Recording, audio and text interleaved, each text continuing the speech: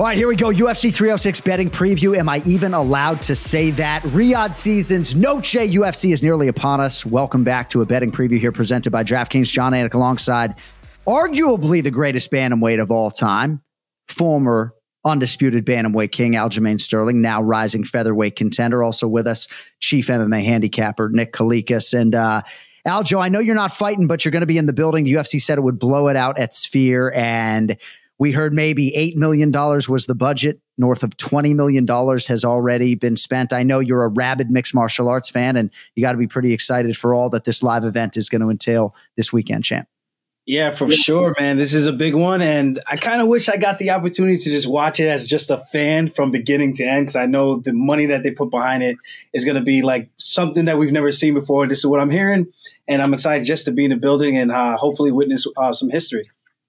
Well, at least you can order the pay-per-view or watch the pay-per-view, Aljo, on the back end, but it'll be cool to have you in the building there in the corner of Dvalishvili. And Nick Kalikas, I know you got boots on the ground in Las Vegas. Have you been inside Sphere yet or no?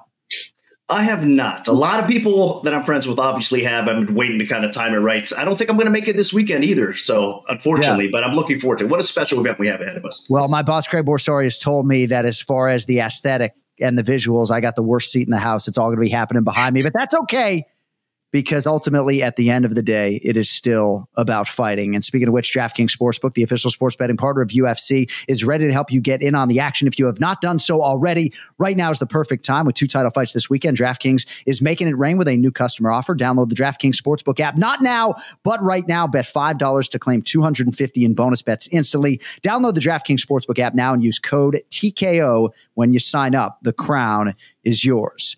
All right, so Sphere in 2024, Dana White has intimated that Noche UFC is going to be an annual event, maybe another special location in 2025. We'll see where they go. But Sphere this year, interesting sort of the competitive backdrop. Before we get into the main event, Aljo, I know you can't simulate what's going to be going on.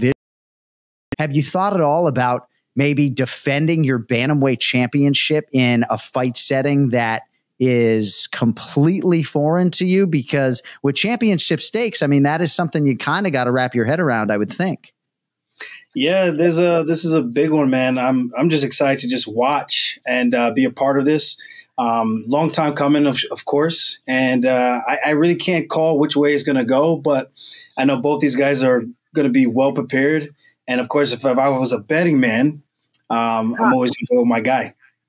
All right, so Sean O'Malley making the second defense of his title against Riyadh Dvalishvili, who, of course, has won 10 fights in a row to earn his crack at the title. Riyadh started 0-2 in the UFC famously. Now he's reeled off 10 in a row.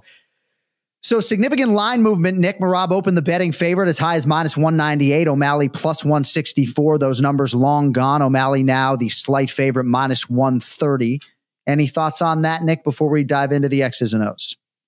I'm not really surprised. I mean, we know Sean O'Malley is ultra popular, one of the most popular fighters in the sport today. So just with that alone is going to draw some attention at the betting window.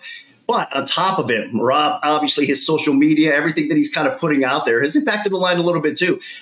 In a negative way, so to speak, for him, because of the cut, because of some of the antics, all of it kind of coming into play, I think has impacted the line. So you're getting kind of the perfect storm of O'Malley money coming in right now. But make no mistake, there's going to be a lot of sharp bettors out there taking a step at Riyadh. So I think this line's going to kind of bounce back and forth a little bit. But as we go forward right now, it's definitely more O'Malley money coming in. So Sean O'Malley near 3-1 as a betting favorite against Chito Vera, much less pronounced this time around. In terms of the window, DraftKings Sportsbook Director Johnny Avello and his squad have seen a lot of money come in on Sugar Sean thus far. 86% of the public handle, 85% of the bets on DraftKings Sportsbook on Sean O'Malley. Now, Aljo, you're going to be in the corner alongside Ray Longo. He has suggested Merab's going to have to eat some shots to get the job done. What is the biggest area of focus defensively, right, when you have a fighter in Merab that is nothing if not offensive and one of the most offensively prolific fighters in the sport today?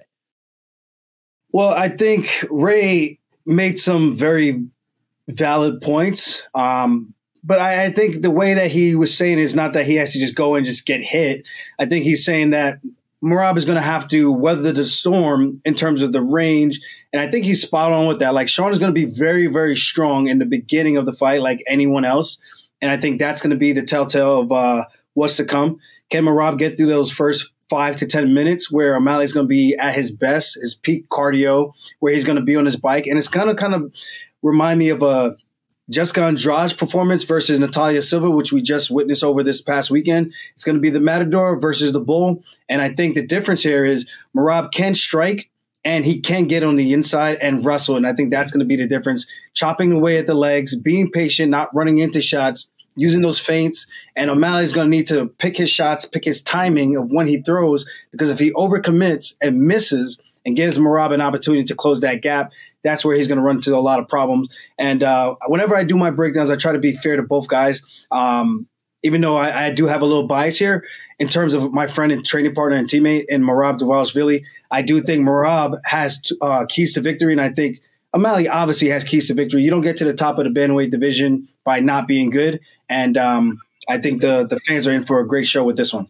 All right, we're going to have you lay that out at the end of the show in our Funkmaster Focus. But in terms of this main event, Nick, I would imagine some people have responded to these numbers and seen value on Sean O'Malley that has not necessarily been there before for title defenses or in previous UFC fights. Most of them, he has been prohibitively favored. So I didn't think the plus 164 was going to last. Now we've seen it move, almost a full $1 or so. What are your thoughts on that? And ultimately forced to make a pick. Do you have any strong conviction? It's tough because these two are really special fighters on both ends of it. I mean, O'Malley, as Aljo just hinted, he's gotten so much better. He's improved real time right in front of our eyes. And then Merab, what he's been able to do lately, just make a lot of great fighters look just terrible. I mean, his game plan and his pace, everything that he brings to the table. So I think you're going to continue to see a lot of two-way action on this fight. Again, the O'Malley support, not a surprise. It's coming in his way. And I think a lot of it is not just the hype. A lot of people understand that he is getting better. The wrestling is going to be, I think, the biggest factor here, obviously. A lot of people aren't too confident with O'Malley's takedown game just yet. It's getting better, though. And we know he's drilling it like crazy. I think he's a very intelligent fighter. I think that's one aspect that people don't realize with O'Malley. I think his fight IQ is off the charts. He just doesn't get enough credit for it. And of course, he's a sniper. So it's all going to come down to game planning. And at the betting window, I think we're just going to continue to see two-way action here with maybe the line creeping up a little bit towards O'Malley because you're going to have a lot of casual fans putting him in parlays. So I think places like DraftKings are going to get loaded up, of course, with parlays. So they have to adjust the money accordingly, try to get some straight bets back on the other side. Fascinating fight. The stylistic matchup is about as good as it gets. And I think a fitting backdrop with Sphere, and certainly on the telecast, we're going to do our best to put over the Georgian challenger Merab, because with this entire sort of Noche UFC backdrop and love letter to the Mexican combat sports fans, one thing that can't be underplayed is how long it has taken Merab to rise to this title fight. And he's certainly going to get his due in the lead up to Saturday night. All right, co-headliner Noche UFC, Mexican champ Alexa Grasso taking on the decorated former queen Valentina Shevchenko. Women's flyweight title on the line. Grasso minus 130 or so. Shevchenko, Nick, can be had at close to even money right now on DraftKings Sportsbook. Any major conviction and any thoughts on the price as it now stands? I do have major conviction. It's on the Shevchenko side. I got burned last time. What I believe I got burned. It was a very competitive fight. Don't get me wrong. I mean, it was, but a lot of people do believe that Shevchenko edged that fight out. That 10-8 scoring card was kind of a head scratcher as well. So judges is the biggest kind of fear in this spot because it's going to be another competitive fight back and forth. So we're more than likely going to have to depend on their cards. So that's why I'm a little bit kind of, upset or whatever the case may be, because those guys are all over the place at times. So if you're putting your money on this fight, you have to expect some crazy scorecards again. But the line doesn't lie right here. I mean, there's value on the Shevchenko side. I think she did win the second fight. She was cruising in that first fight. You got to give Grasso credit because that back take and that submission was just outstanding. She deserved to get that nod and she deserved to get that strap. But again, this is the third fight around. And what we're seeing here, though, in my opinion, is Shevchenko getting a little bit older and Grasso actually catching up and closing the gap on her. So I do believe Shevchenko is still the better fighter. And if you're getting her at plus money, that's the only way to bet this fight here, honestly. Plus money is the way to go. You can't lay chalk in this fight. It's going to be ultra close. Aljo, the draw last September in that rematch was really incredible. It had it all. It did leave Shevchenko a little bit weary of fighting on Mexican Independence Day weekend, but here she is. It shall be done September 14th. I don't know if you have any major thoughts on the matchup or a strong lean, Aljo, but right now Alexa Grasso is the slight favorite as we get close to fight time. I mean, I can't blame Shevchenko for feeling like that, thinking like that. This is a big, big day for Mexicans, and Grasso is going to be coming in very motivated, and I think she's going to have a lot of the crowd on her side, so to speak. With that said, the fight going to a draw, I did think Shevchenko edged that one out. And it kind of reminds me of a Holloway versus Volkanovski situation where the fights are so razor thin that you just don't know which way it could have gone. But ultimately, she's getting an opportunity to do it again. And I think this is going to be her opportunity of a lifetime to show that she is the true queen pin of this division. And I think she's going to get it done. She just needs to get back onto what got her to the top to begin with.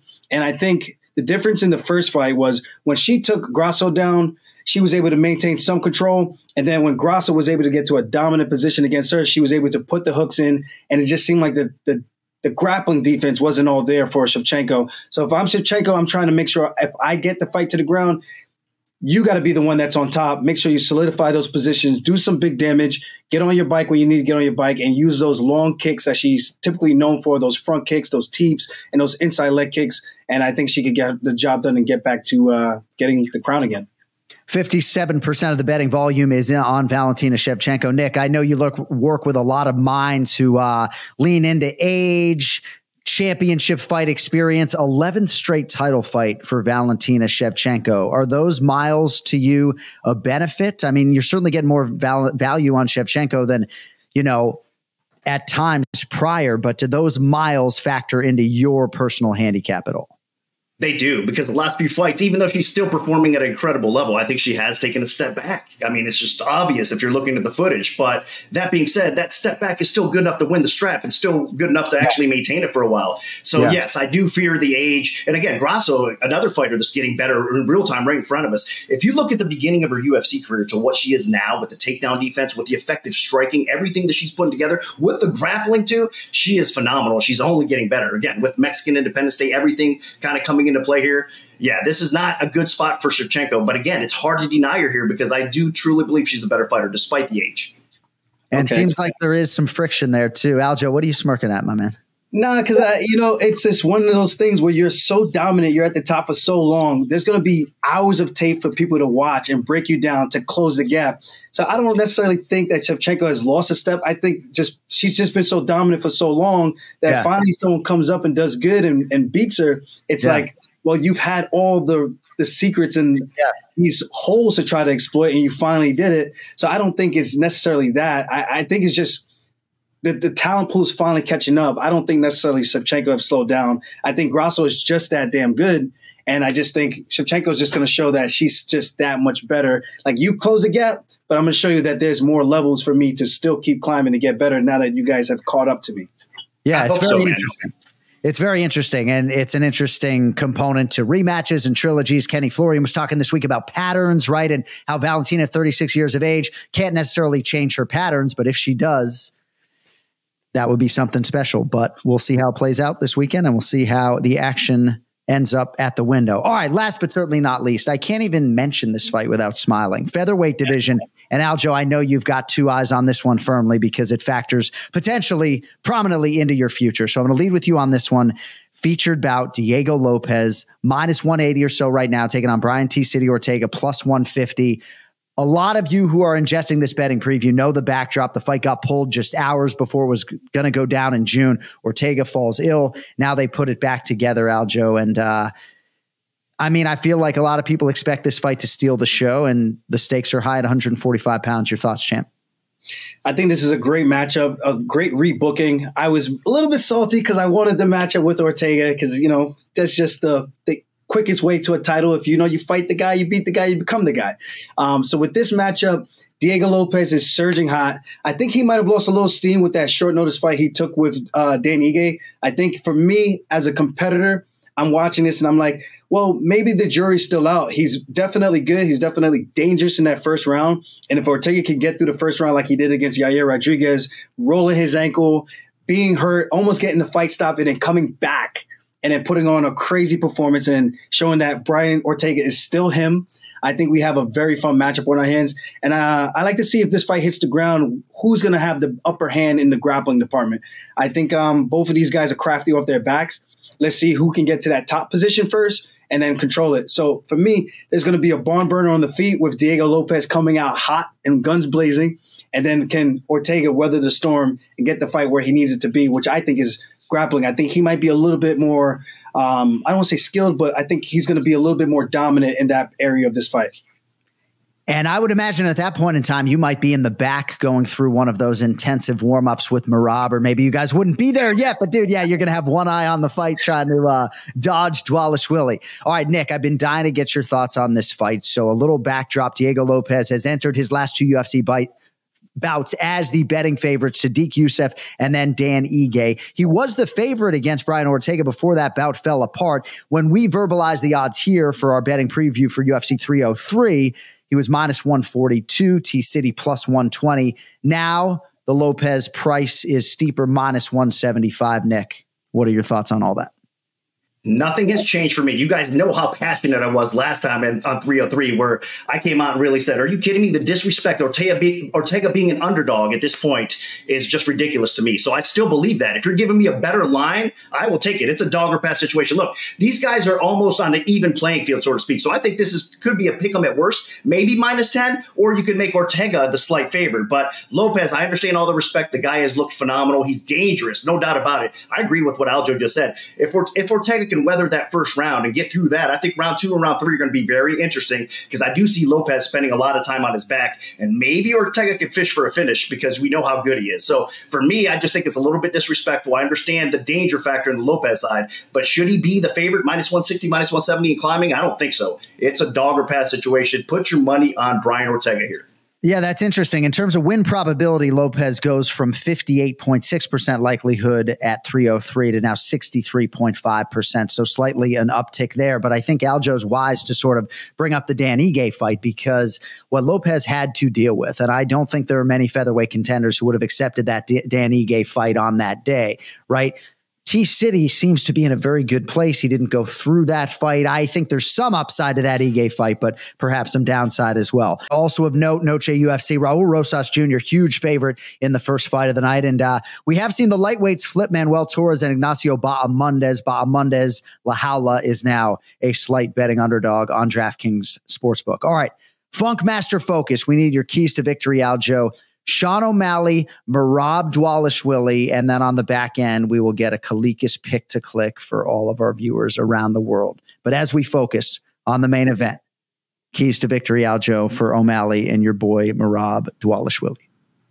Keys to victory for O'Malley. He's got to stay long. He's got to use the straight punches. Look for those knees up the middle when he can. Stay on his bike. He can't get himself caught against the cage, because I think that's where he's going to have some trouble. Those are his best weapons. Stay long with the kicks, stay long with the hands, and pick his shots wisely, because if he misses, Merab gets to close the gap. And I think for Merab, he needs to use those feints, really work on the timing, and try to get O'Malley to draw something out. It's going to be like a counter fighter thing, because whoever goes first might make the first mistake, kind of like my fight with O'Malley, going first, making a mistake, and then not reacting after you make a mistake. And I think for Merab, keep the pressure on him. Can't let him just get off the cage and make it easy where he could get back to being comfortable. Let O'Malley feel that anxiety the entire time for 25 minutes or less until he could get his hands on him. And even if he doesn't get the first takedown, stay tenacious, stay persistent in trying to get that takedown, and just keep that pressure on him. And eventually O'Malley will slow down, because there's only so much you can run backwards and be on your bike before you get tired. And I think that's when good things are going to start to happen for Merab. Nicely done, champ. I like the word anxiety, and there's really no better brain to pick than yours when it comes to our main event at UFC 306, Noche UFC. All right, Nick Kalikas, the board is ripe with opportunity, as you well know. Plus 164 next to Sean O'Malley is long gone. But what's your favorite play on the card, my man, before we let you fly? I think according to the odds as we speak right now, it's got to be Ortega. Yeah. If he's hovering around plus 45-ish or so, I think you got to put a bet on Ortega. I think that's the way to go. I mean, again, I know Lopez is dangerous, but I really believe even Ortega got a peek at what Lopez can do in round 2 and round 3. I think he got some confidence from the Ige fight, believe it or not. Not that he needed it, but I still think that goes a long way, and he's seen some weaknesses in his game. So on top of it all, the public keeps on betting Lopez up. I'll take a stab at Ortega. That's a pick to click. All right, nicely done, Nick. And you can see the featherweight Funk coming up against Movsar Evloev, UFC 307, October 5th at Altitude, Salt Lake City. we're fascinated to watch you champ in that type of setting at altitude against a grappler who I know you're excited to challenge yourself against. We got to get on out of here, though. You can check out the DK Sportsbook social tab on the way out if you're so inclined. You can create groups there with friends, see who's having the best night at Noche UFC in real time, perhaps talk a little trash along the way. With that, for the Funkmaster Aljamain Sterling and Nick Kalikas and our entire crew, producer Cody Merrow, Jon Anik signing off. Thank you for watching the betting preview for Noche UFC. We will see you live on pay-per-view and for another betting preview in advance of UFC 307. Have a good day.